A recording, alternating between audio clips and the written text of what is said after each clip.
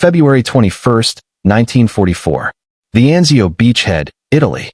26 tons of steel screams forward at 15 miles per hour through mud that has the consistency of cold glue. Inside the M4 Sherman tank, the universe is a deafening, vibrating metal box. Corporal Jack Kellner's world is the periscope's narrow green slice of hell. Rain streaks the glass, blurring the skeletal remains of an olive grove ahead. The stench is a layered assault.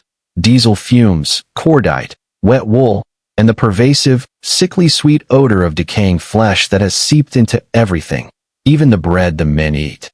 The code name for this midnight push is Operation Bootstraps, a desperate, brutal attempt to break the German stranglehold on the beachhead. Kellner's tank, nicknamed Bastard's Bane, is point vehicle for the entire column. His mission is simple: suicide. Plow straight down the muddy farm track known as the Via Anziate, draw fire, and hope the following Shermans can exploit the chaos. A geyser of black earth and shattered rock erupts 10 yards to the starboard side. The concussion slams the hull with a sound like God striking an anvil. The tank lurches. Inside, the crew is thrown against their restraints. Christ, that was a fucking 88, screams Private Sims, the loader. His voice is shredded by fear and the engine's roar. Kellner doesn't blink. His eyes are glued to the periscope, scanning the tree line 400 meters ahead. He knows the drill. The first shell is a ranging shot. The next one is for keeps. Driver, hard left. Now, into that shell crater. Sims, he load. Gunner, coax on the tree line, 2 o'clock. Look for the muzzle flash. Kellner's commands are clipped, automatic. His mouth is dry, his heart a frantic piston against his ribs. He forces a breath, holds it for a 3 count, exhales slowly.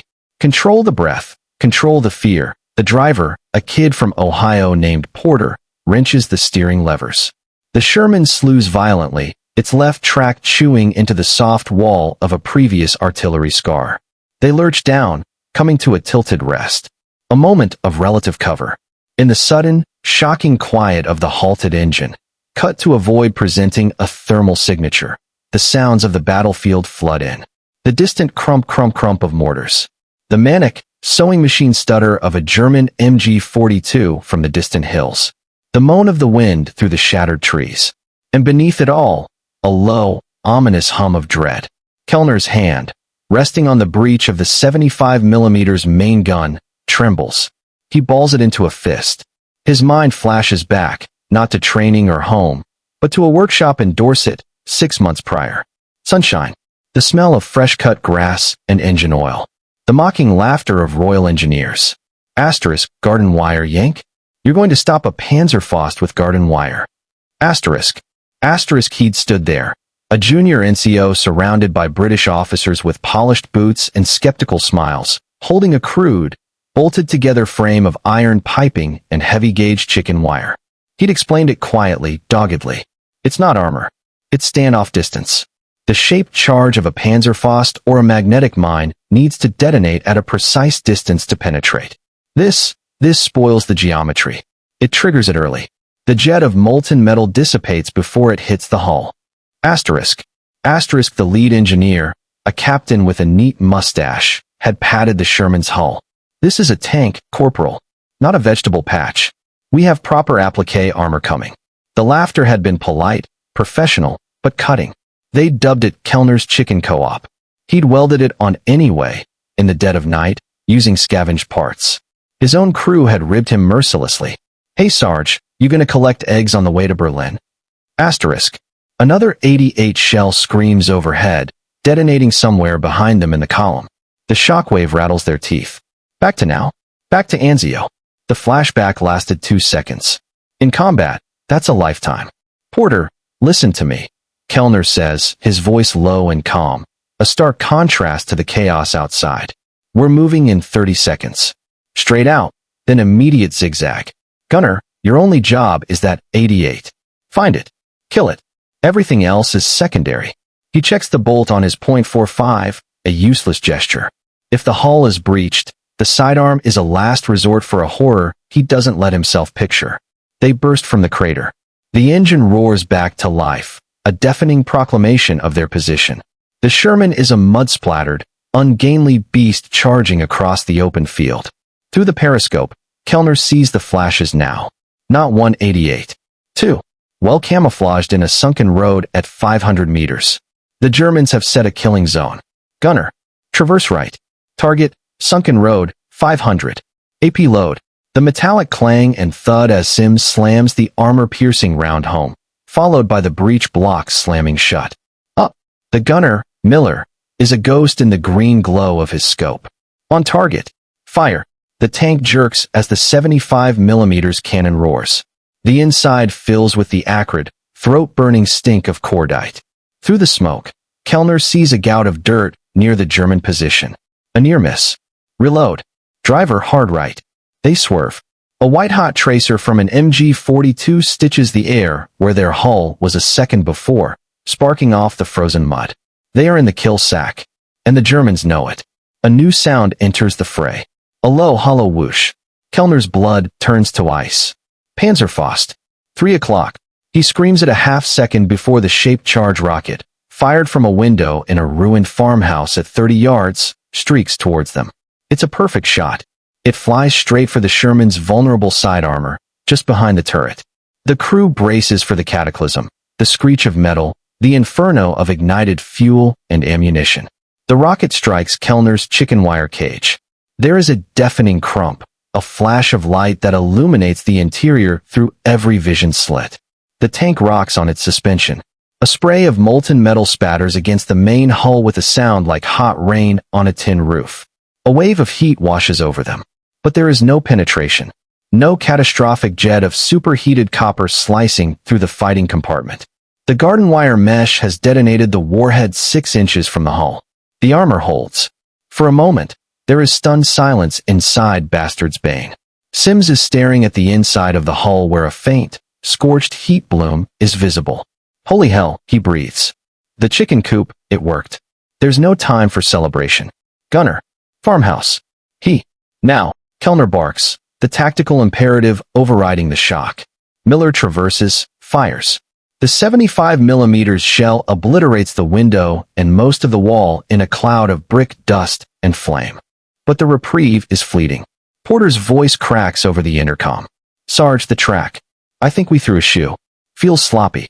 And, Jesus. Look ahead. Kellner swivels his periscope forward. The Via Anziate stretches before them, a muddy river of death. And there, glinting dully in the sporadic moonlight breaking through the clouds, he sees them. Dozens of them. Teller mines. The German anti-tank mines, big as dinner plates, have been laid in a staggered, diabolical pattern across the entire width of the road and its shoulders. They'd been hidden by the churned earth, but the recent rain has washed the mud from their convex surfaces. It's a minefield 200 meters deep. Impossible to bypass. The column behind them is stacking up, vulnerable to the 88s. A voice crackles over the radio. It's battalion. Bastards Bane report. You are halting the advance. What is your situation? Over. Kellner ignores it. His mind is racing, calculating weights, angles, pressures. The teller mine is triggered by about 250 pounds of pressure. A Sherman's track ground pressure is roughly 13 pounds per square inch, but concentrated on the narrow track lengths. Driving over one is death. The track is blown, the tank immobilized, the crew sitting ducks. Another flashback. Dorset. Not the mockery this time. Later. Alone in the workshop after hours, a schematic unrolled under a bare bulb. Not for the wire cage. For something else. An idea scribbled in the margin, born of frustration. Lateral force distribution. Rolling pressure. Like a sled. He'd sketched a crude, heavy roller, pushed ahead of the tank. The British captain had seen it, snorted. Now you're a miner, Kellner? Stick to your gardening. But he'd built a prototype. Scavenged from a broken Churchill tank suspension, 2 massive, solid steel road wheels, mounted on a pivoting axle. He'd called it the Teller Tickler. It sat behind the company workshop, rusting, until he'd insisted, on the eve of shipment to Italy, that it be welded to the front bow plate of Bastard's Bane. One more piece of Kellner's folly. Porter, Kellner says, his voice deathly quiet. Listen very carefully. We are going to engage the auxiliary drive to the front roller. We're going to lower it. Sarge, that thing's a piece of junk. It'll snap off. It won't. Miller, you keep those 88s busy. Sims, get ready with another AP. We're going through. Through the minefield? Sims's voice is a squeak. We're the only ones with a ticket, Kellner says, throwing a series of levers on a secondary control panel he'd rigged himself. A grinding, protesting groan echoes through the hull as the heavy, rust-streaked steel roller descends from its housing on the front glassy plate. It touches the mud with a solid thunk. It looks absurd, like a primitive plow attached to a modern tank. On the radio, the battalion commander is demanding an answer. Bastards Bane asterisk. You are ordered to report. Kellner keys the mic. His voice is steady, final. Bastards Bane asterisk is proceeding. Clearing a path. Tell the column to hold at 300 yards and be ready to move on my signal. He releases the button, cutting off the sputtering response. He turns to his crew. In the dim red battle light, their faces are pale, etched with terror and exhaustion. They are looking to him. He is 24 years old. This is it. Once we start, we do not stop. Not for anything. If we hit a mine and the roller takes it, we might feel a bump. If we don't, we're atomized. Ready? No one speaks. They just nod, a communion of the damned. Porter. Slow and steady. 5 miles per hour. Straight line. God help us. The Sherman lurches forward, the unfamiliar weight of the roller dragging in the mud. Every sense is heightened to a screaming pitch. Kellner can hear the individual clanks of the track links. He can taste the copper of his own fear. He counts his heartbeats. 1, 2, 3.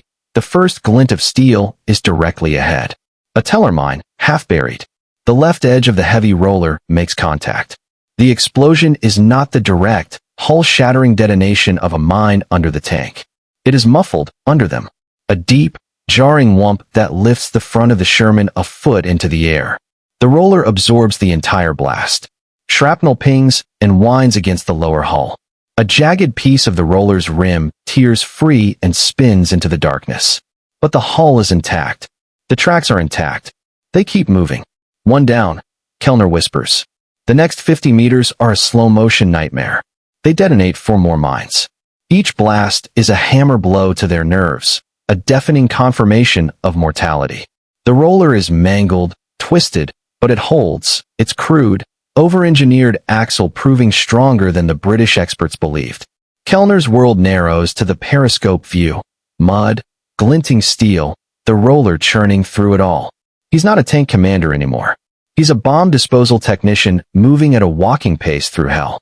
The German 88s have found new targets, the stalled column behind them, but a lucky he round from Miller has silenced one of the guns. The MG-42 fire continues, rounds pinging off their rear deck. They are halfway through. The minefield seems endless. Then, disaster. A teller mine, buried at a steep angle, detonates not under the roller, but directly beneath the front left track as it passes over the slightly widened crater left by the roller's blast. The sound is different. Sharper. Catastrophic. The Sherman lurches violently to port. A screaming, grinding shriek of torn metal fills the air. Inside, the crew is thrown into a heap. Warning lights blaze on the panel. Tracks blown. Left track's gone. Porter yells, fighting the unresponsive controls. Bane slews to a halt, tilted, its front left corner sunk in a smoking crater. They are immobilized, sitting in the middle of a live minefield. Despair is a cold fog. This is it. The end of Kellner's garden wire luck. They can't move. They can't retreat. The following tanks can't advance to help them without being destroyed. They will be picked apart by the remaining 88, by Panzerfaust teams moving in under cover of the MG-42. Kellner closes his eyes. He sees the workshop, the laughing officers. He hears his father's voice, a mechanic from Milwaukee. Asterisk, a real fix doesn't look pretty, Jack. It just holds. Asterisk. His eyes snap open. Sims. Porter. We're not done. We're going to use the roller. The roller's shattered, Sarge. Not as a roller. As a bridge. Kellner's mind is cold, clear, operating on pure, desperate instinct. We're going to detach it. Swing it on its pivot. Drop it over the blown track and onto solid ground ahead. We transfer weight onto it. Maybe we can pivot the hull, get the right track to pull us forward. It's a ludicrous plan. The roller assembly weighs over a ton. Manhandling it under fire is near impossible. But they try. Kellner and Sims bolt on their sidearms and push open the heavy escape hatch on the right side of the hull, the side away from the German treeline. The battlefield noise assaults them, the whine of bullets, the screams of men somewhere down the column, the eternal wind. The smell is overwhelming. Wet earth, explosives, and death. They work with frantic, grease-slicked hands on the massive pivot bolts, shells from the MG-42 kicking up mud around the immobilized hulk of their tank. Every second feels like an hour. With a final, back-breaking heave, the shattered roller assembly is swung sideways. It drops with a ground-shaking crash, one end wedged on the solid ground beyond the crater, the other resting on the tank's damaged front hull. It forms a shaky, steep ramp of tortured steel. Porter. Full power. Right track only. Now, the remaining right track digs in, throwing a rooster tail of mud and debris 40 feet into the air. The engine screams in protest. The tank shudders, groans, metal straining against metal. For a long, terrible moment, nothing happens. Then, with a lurch that nearly throws Kellner and Sims from the hull, Bastard's Bane begins to move. It pivots on the crumpled roller, the intact right track clawing for purchase, dragging the dead weight of the left side. It is agonizingly slow. An inch. 6 inches. A foot. They are clear of the crater. The roller bridge, its purpose served, collapses into the hole behind them. The tank is free, running on one track, dragging the wreckage of the other like a broken leg. But it is moving forward, out of the densest part of the minefield. Kellner scrambles back inside, slamming the hatch. Porter. Straight line. Don't stop for anything. They limp forward, a wounded beast, for another 70 yards. They clear the final row of mines. Ahead lies the sunken road where the 88s were hidden. Now, it's just a scar in the earth. Behind them, a narrow, serpentine path of craters and detonated German steel has been carved through the minefield. A path just wide enough for a Sherman tank. Kellner keys the radio. His voice is hoarse, stripped raw. Bastards Bane to all units. Path is clear. I say again, path is clear. Follow our track. Exact. Follow our track. He slumps against the cold steel of the turret basket. The adrenaline drains away, leaving a void filled with a trembling, soul-deep exhaustion. Outside, the first tanks of the column begin to edge forward, tentatively, into the corridor of safety he has bought with chicken wire and a broken roller. The dawn is breaking, a dirty gray smear over the Anzio plains. The battle for the Via Anziate is just beginning. But in a muddy field littered with the evidence of a gamble that should have failed, a concept has been proven. Not by a committee, not by a manual, but by a mechanic from Milwaukee who believed in a fix that just had to hold. Inside Bastard's Bane, there is no cheering. Only the shared, trembling silence of men who have stared into the abyss and, through a combination of stubbornness, luck, and garden wire, have stepped back from the edge. Jack Kellner closes his eyes, listening to the rumble of the following tanks, the sound of an advance resuming, the sound of a record being written not in headquarters, but here, in the mud and the blood, one improvised, mocked, and miraculous inch at a time. The war would forget 1,000 such moments. But this one, forged in contempt and proven in fire, would echo farther than any of them could imagine, a testament to the brutal ingenuity demanded when the world is falling apart and all you have is wire, steel, and the will to see the other side.